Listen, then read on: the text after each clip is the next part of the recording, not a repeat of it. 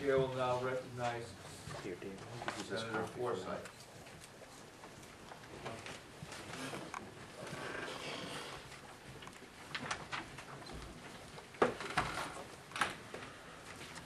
Is that all for us?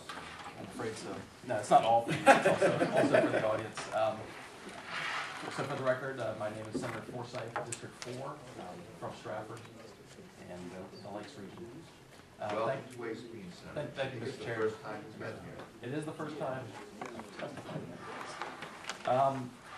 So the first thing, I mean, the majority leader spoke very well on why a program like this is necessary, and so did Representative Balboni. So I won't dwell on that. I will try to concentrate on the fiscal issues. Some of the numbers that the majority leader talked about were off because we recently. There's been some back and forth debate about the size of the tax credit, and just recently, rather than 75%, we changed it back to 90%, which was one of the original numbers. So that is in the amendment, and he did talk about that, but some of the numbers that he was talking about are different, and I'll go over this. And I apologize to him for that. Things were changing very quickly here to this. So let me pass first out these two things.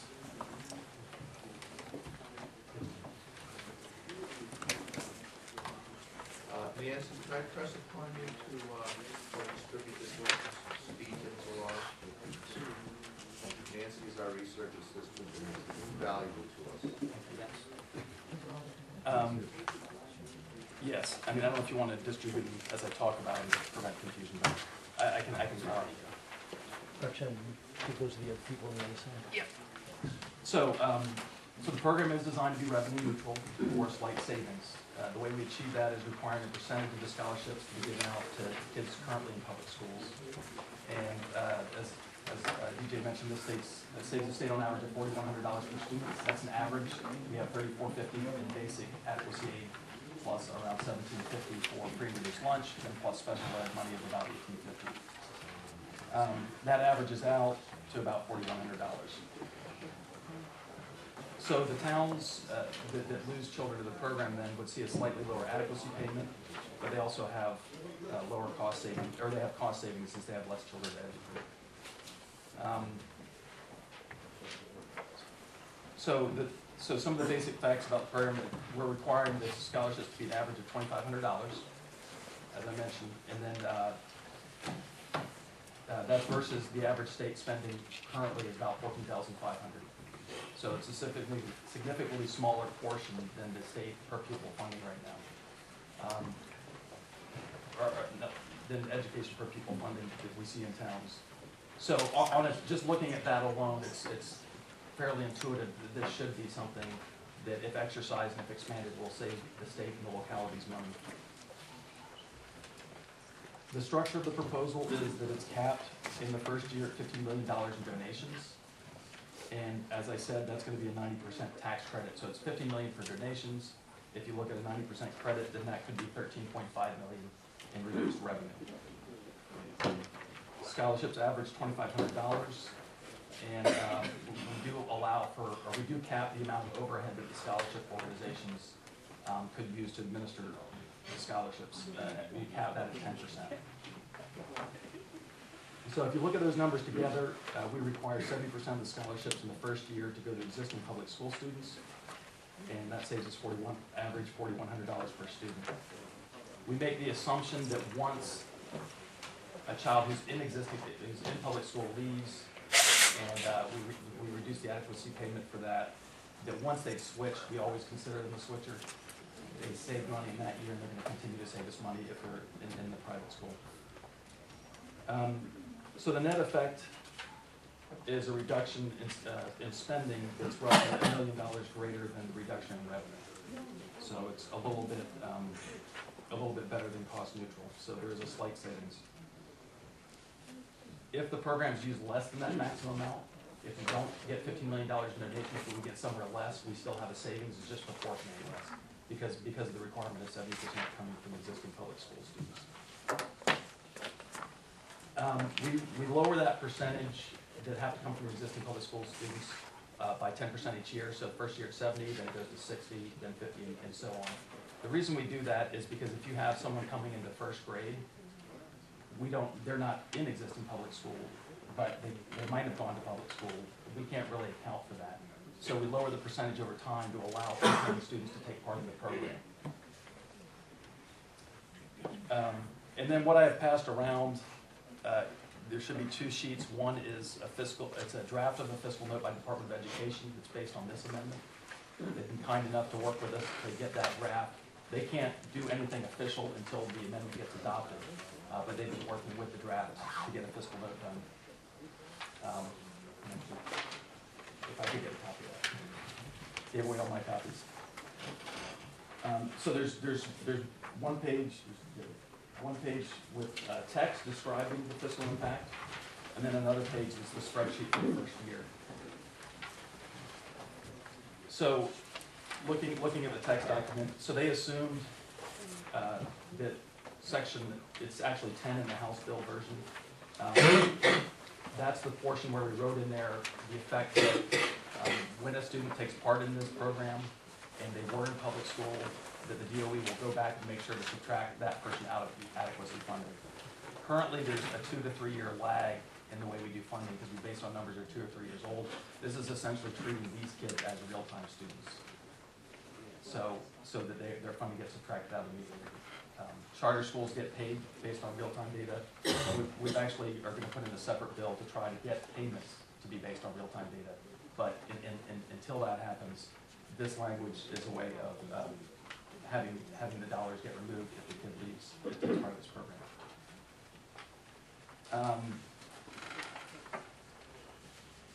Then there's some follow-up items. If you flip the page over, it's the actual fiscal impact. So the net state impact for year 1 is a reduction. It says reduction / increase. Without the parentheses is positive. So we see a $900,000 cost savings. So if you take the reduction in revenue and then the cost savings due to lowered adequacy aid, we save $900,000 in the first year under their assumption of the program being fully used. The second set of numbers, the minus $800,000, is assuming that HB1607 were to pass. Since that lowers the per pupil funding and targets that aid to communities, that gives us less dollars to work with. Then they have a local net impact as a loss of revenue of $12,200. So they talk about the lost revenue, and then in paragraph, I'm sorry, I misspoke right now. 12.2 million, correct, for year 1. In paragraph 5, they talk about the impact on expenses of local schools. There's a lot of discussion and debate about that. If a school loses 1 student and they don't reduce classrooms, they're not going to see a significant savings. They estimate here around $500. And in terms of materials and things like that. However, if there could be classrooms where they're within 2 or 3 of being able to consolidate classrooms, in which case if you take 2 or 3 students out, you could save an entire classroom, which is a significant savings. On the whole, over all the districts, it should average out to be a cost savings. And especially if the program were to get larger, as it gets larger, you're more likely to be able to reduce classroom size and save money. There are studies that I have, I won't pass them around because they're fairly thick, but there was one done by Bride Gottlieb here in New Hampshire underneath Zia Bartlett Center for Public Policy. And he estimates the variable cost of a local school, and this was in 2004, was around $5,000 to $6,000, which is less than the adequacy payment. And then there's also another study that was done out of Nevada that looks at variable cost of education, and they show it to be 70 to 80% of the per pupil cost. And here we're talking $14,500 per pupil, so 70, 80% of that, which is significantly more than the lost revenue due to adequacy aid. So that's just discussing a little bit about the local fiscal impact. Another feature that we built into the program is if there are more donations that come into the program than kids looking for scholarships, what that would mean is we've reduced revenue, but we haven't saved the money by reduced adequacy payments. And so then we'd have a shortfall. But the bill has in a mechanism for that. If that happens, any excess funds do have to come back to the state. So that's another guarantee that we can make this fiscally neutral. So no funds are retained in the first year of the program. In subsequent years, we allow for the scholarship organizations to retain 10%, but anything more than 10%, they'd have to turn back to the state. We allow the program size to grow each year if it's used. Basically, if we come within 80% of the tax credit amount allowed in terms of donations, that's a sign that the program is going well and there's a lot of demand, and then we allow the limit on donations to grow by 25% in the subsequent year.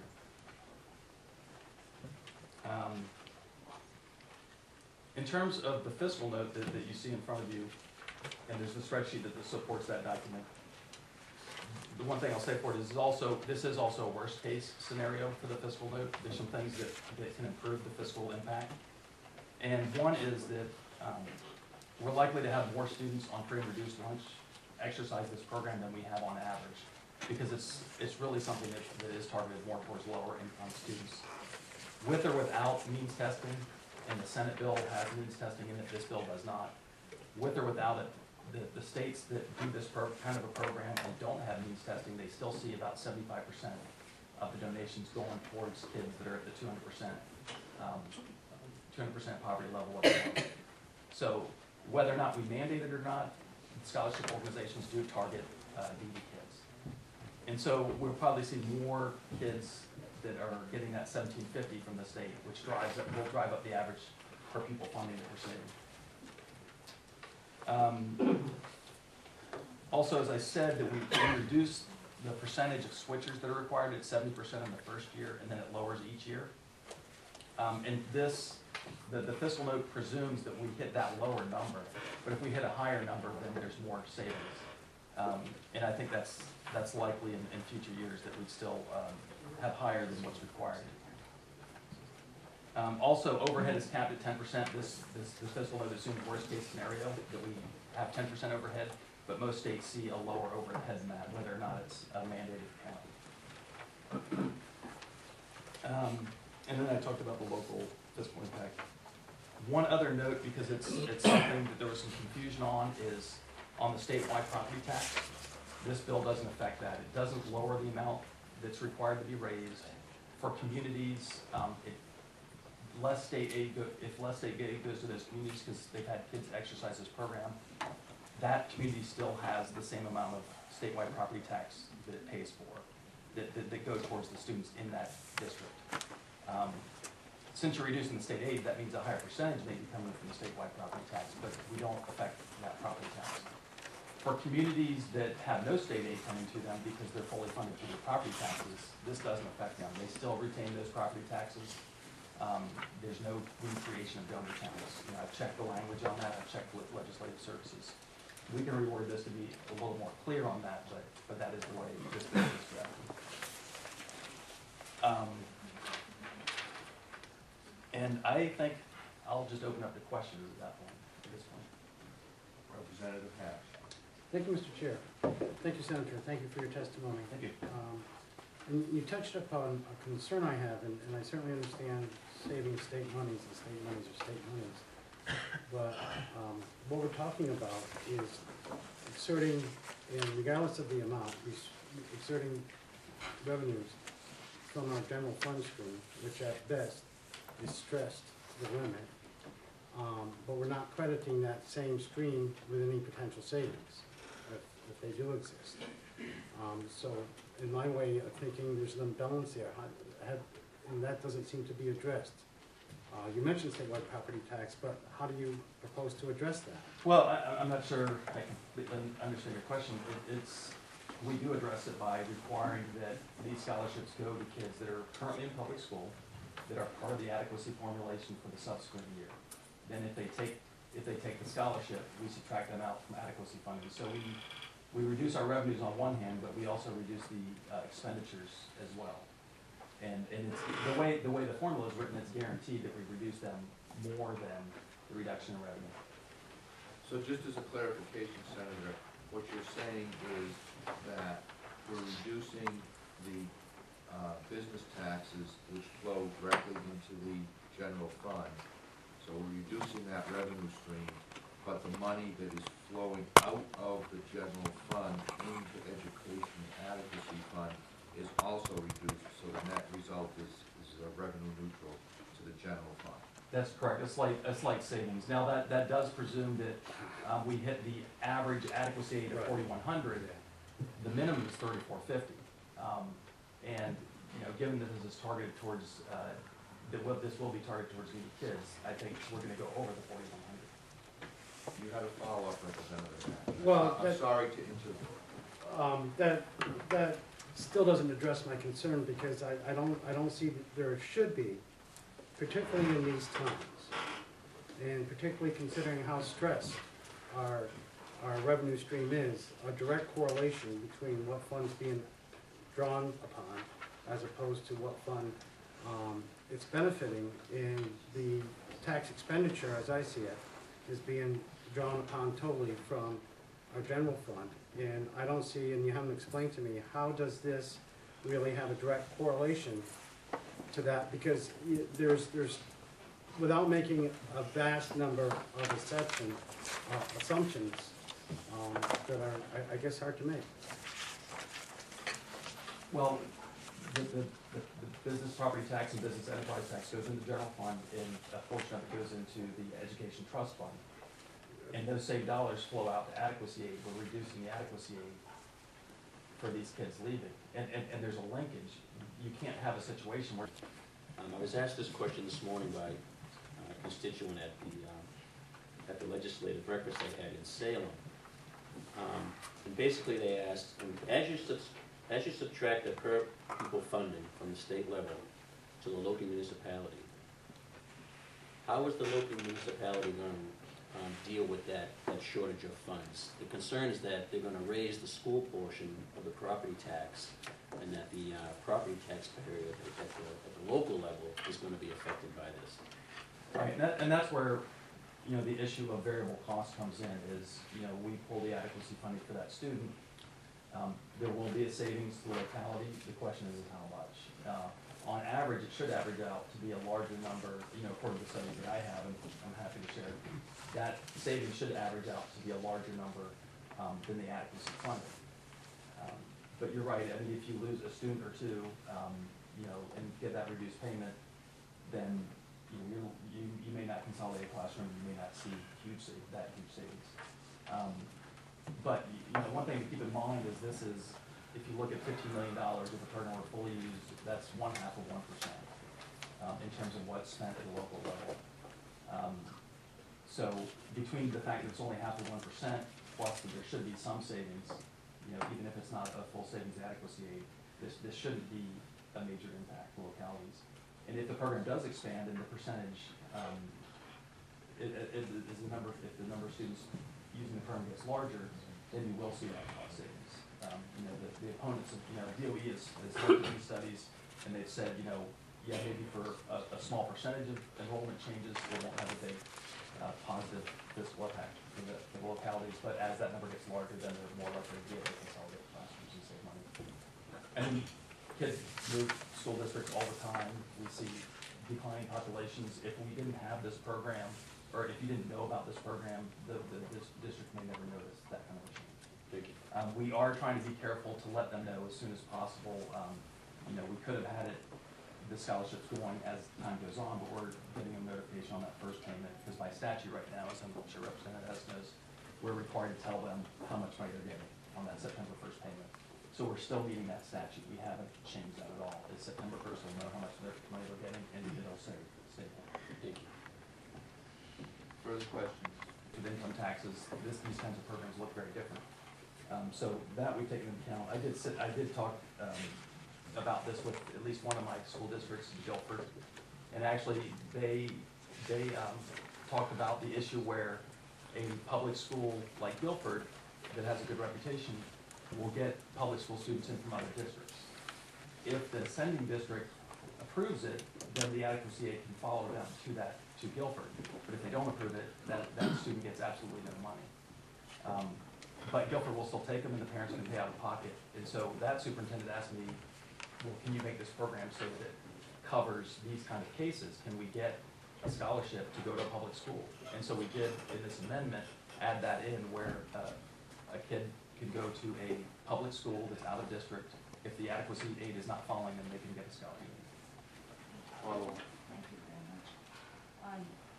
This is most likely to hit, I should think, sending districts that are urban with large low-income populations.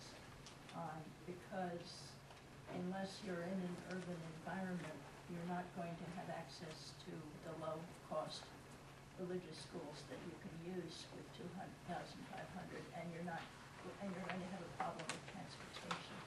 So you'd mostly be seeing those students, and I imagine most students that would use it, going on, leaving the public schools in Manchester, for instance, and Nashua and such, and going to local private schools who would basically be religious, because they're the only ones that subsidize that I know of.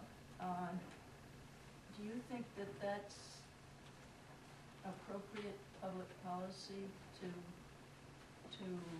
severely reduce the populations in the public school system? Would that end up with the result?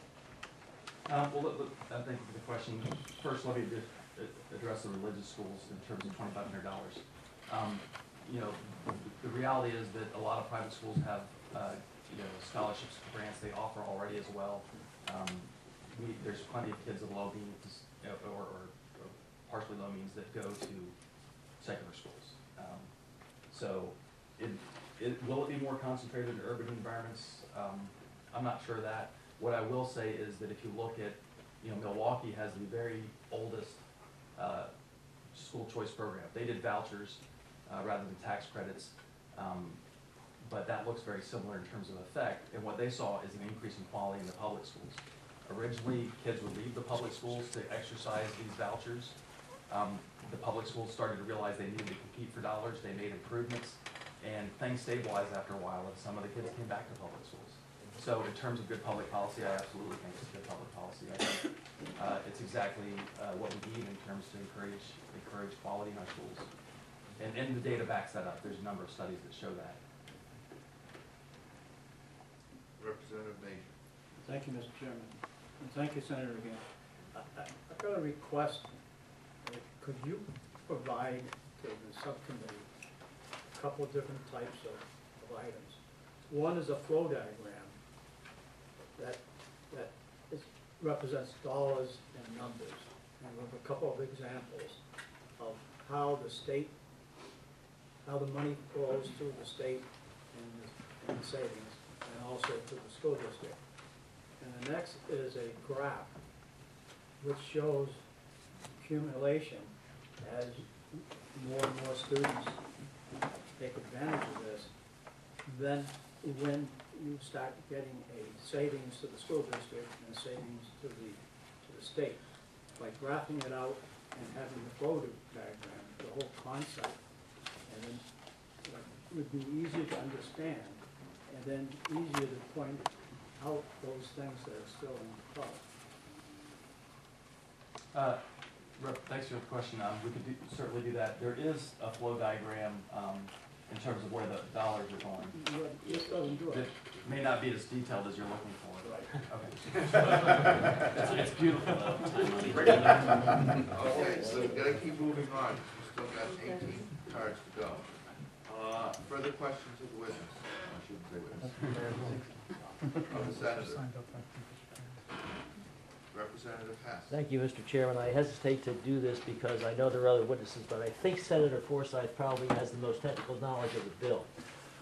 Senator, I'm going to pose a hypothetical and tell me if it's possible. I am the principal of a business organization. I make a contribution of $2,500 to one of the eligible scholarship funds. I see nothing in the bill, and that's what I'm asking, that would prevent that scholarship organization from giving my son a scholarship back. It does address owners and operators of the scholarship fund, but not of the contributing business as I read it. Am I mistaken, or did I miss something? That's correct? That was a debate that we had, and I mean, my feel was there's really no way, I mean, No. you know, there's always ways to funnel money that you can Well, I mean, if you had that, then you could have a sweetheart arrangement with the sister organization here and said, I'll make a contribution to you, and then the other organization says, okay, I'll give our scholarship to your son. But, I mean, for me, the bottom line is if the child is eligible to meet one of these scholarships, they're gonna be able to get one. It doesn't really matter.